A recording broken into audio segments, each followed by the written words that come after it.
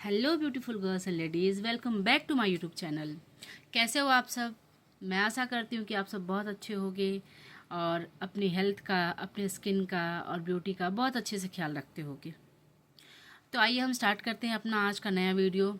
और हमारा आज का जो टॉपिक है वो है आफ्टर वैक्स, जो हमारे स्किन पे, फेस पे पिंपल्स हो जाते हैं, दाने हो जाते हैं, या जो उसके बाद रैसेस हो जाते हैं, जो भी प्रॉब्लम्स होती है उसको कैसे क्योर करें या उसका कैसे केयर करें कि वो दाने नहीं हो, और अगर हो जाते हैं तो उसको क्योर कैसे करना है।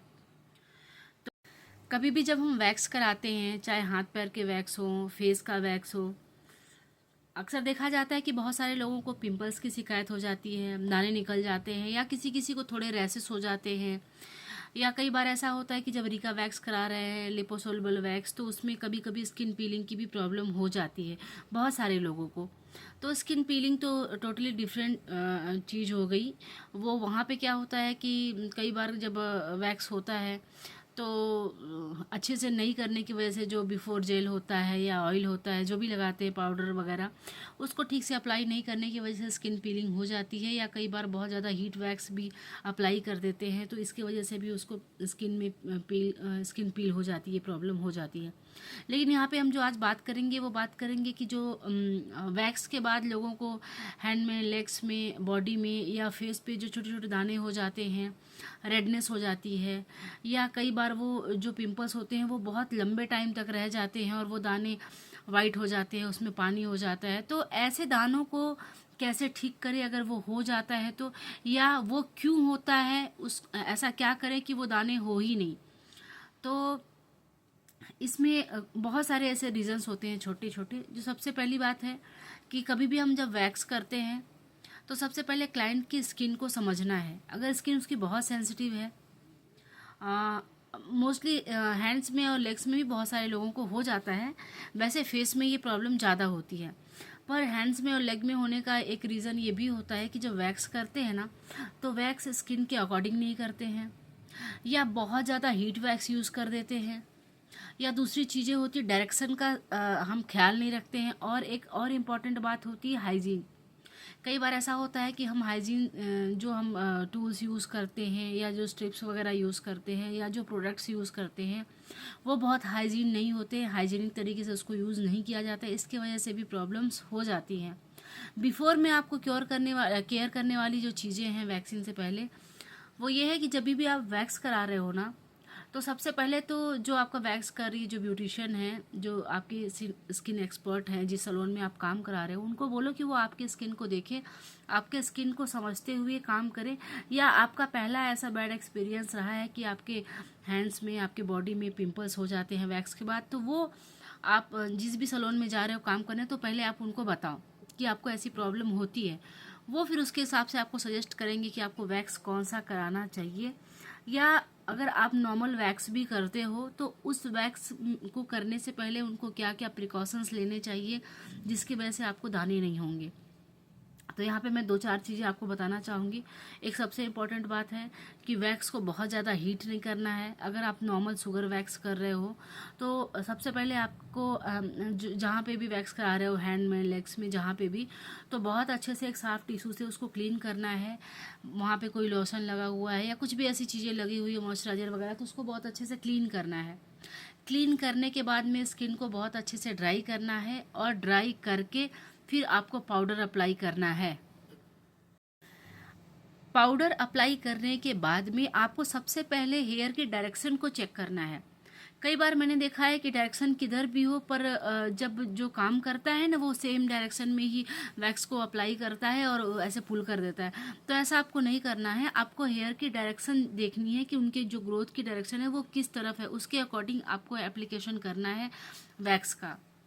दूसरी चीज़, जब आप वैक्स कर रहे हो ना, तो आप जब जहाँ पे स्किन लूज है या जहाँ पे भी आप वैक्स स्ट्रिप्स अप्लाई कर रहे हो ना, आपको स्किन को टाइट होल्ड करना है। टाइटली होल्ड करके ही आपको स्ट्रिप्स को लगाना है और उसको पुल करना है, और जस्ट अपोजिट डायरेक्शन में पुल करना है। ऐसा नहीं कि आपका डायरेक्शन कहीं और आप पुल कहीं और कर रहे हो। उसके वजह से भी इसमें दो प्रॉब्लम्स होती हैं। एक तो पिंपल्स हो जाते हैं, दाने निकल जाते हैं, रेडनेस हो जाती है, और दूसरी चीज़ जो हेयर्स होते हैं वो ब्रेक हो जाते हैं बीच में, तो इनग्रोन्स हेयर रह जाते हैं और उनको फिर इनग्रोन्स हेयर्स की प्रॉब्लम हो जाती है, और वो बहुत लंबे टाइम के बाद में चल के वो बिल्कुल जो है कि इनग्रोन्स हेयर ग्रोथ करते हैं और वहाँ की स्किन बहुत गंदी दिखने लगती है। तो ऐसे में आपको इस बात का ख्याल रखना है कि डायरेक्शन को आपको चेक करके करना है, और बिना चेक किए डायरेक्शन को आपको अप्लाई नहीं करना है, और ना तो स्ट्रिप्स को पुल करना है। दूसरी इम्पॉर्टेंट बात, जब आप किसी के फेस पे वैक्स करते हो ना, फेस पे ट्राई करना है कि आपको स्ट्रिप से वैक्स नहीं करना है। आप या तो ब्राज़ीलियन वैक्स यूज़ करो, और क्योंकि मार्केट में ऐसे बहुत सारे ब्रांड्स आते हैं ब्राज़ीलियन वैक्स के। देखिए कई बार क्या होता है कि लोगों को लगता है सिर्फ रिका वैक्स है तो वो वही सेफ़ है फेस के लिए। ऐसा नहीं है, रिका एक ब्रांड है। लिपोसोलेबल वैक्स में बहुत सारे ऐसे ब्रांड्स आते हैं जो आपके फेस पे बहुत फेस के लिए अच्छा होता है, सेफ़ रहता है, तो आप वो वैक्स भी फेस पे यूज़ कर सकते हो। फेस पे कभी भी बहुत ज़्यादा हीट वैक्स यूज़ नहीं करना है, उसका टेम्परेचर चेक करके ही आपको अप्लाई करना है। फेस पे जो आप स्पैचुला यूज़ करोगे ना, वो एकदम साफ़ सुथरा होना चाहिए, और ट्राई करना है कि आपको वुडन स्टिक यूज़ करना है, आपको स्टील का स्पैचुला यूज़ नहीं करना है। बहुत छोटे छोटे पैचेस में अप्लाई करना है वैक्स को, बहुत ज़्यादा लंबा एरिया कवर नहीं करना है आपको वैक्स करने के टाइम में। और आपको ये भी ट्राई करना है कि बार बार रिपीट नहीं करना है फेस पे वैक्स को। आपको ट्राई करना है एक बार में अच्छे से वैक्स अप्लाई करो, और इसके बाद में वहाँ से हेयर जो है वो अच्छे से क्लीन हो जाए।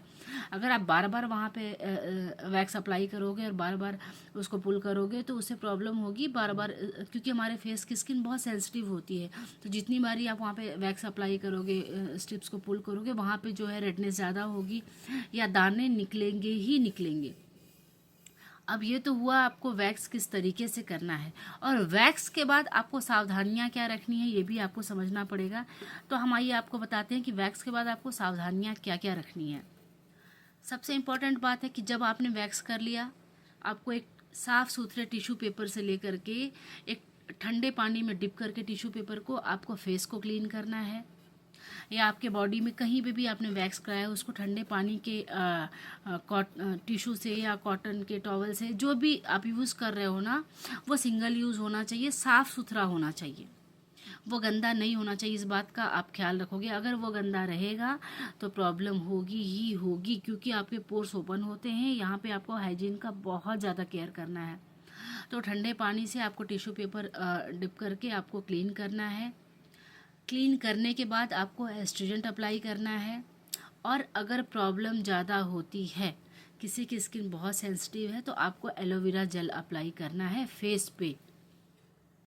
जब आप जेल अप्लाई करते हो तो अगर आपने ब्राज़ीलियन वैक्स किया है या रिका का लिपोसोलेबल वैक्स किया है, तो उसमें आपको अलग से बिफोर एंड आफ्टर जेल और ऑयल जो भी होता है वो रेकमेंड करता है, वो आप वो लगा सकते हो।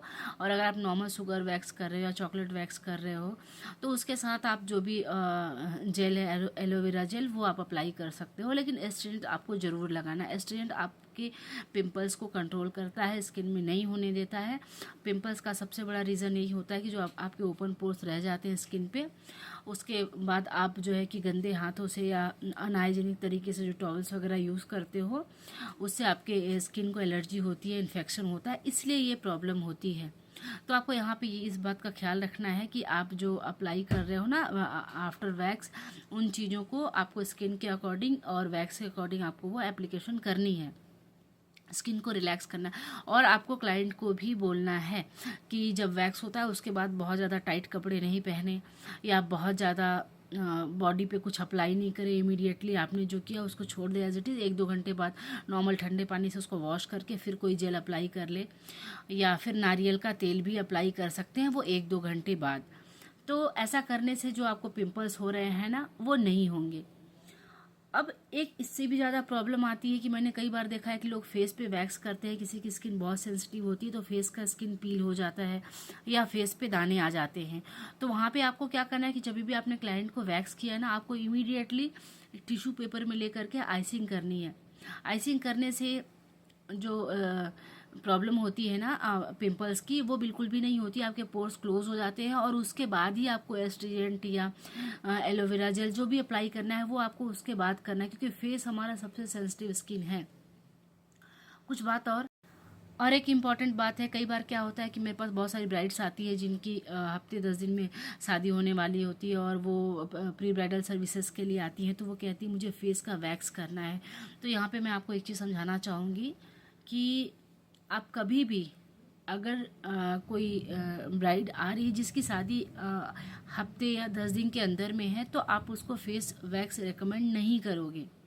बिकॉज क्या होता है कि हमारी स्किन सेंसिटिव होती है और वैक्स के बाद में हमें बहुत लंबा गैप देना होता है स्किन को। अगर इस बीच में उसने कोई मेकअप कराया, जाहिर सी बात है ऐसे छोटे छोटे फंक्शंस होते हैं बिफोर मैरिज, तो उस पे लोग क्या है कि फाउंडेशन अप्लाई करते हैं या ऐसे मेकअप के प्रोडक्ट्स अप्लाई करते हैं, तो उसके वजह से काफ़ी हद तक ये चांसेस बनते हैं कि आपको पिंपल्स हो जाते हैं।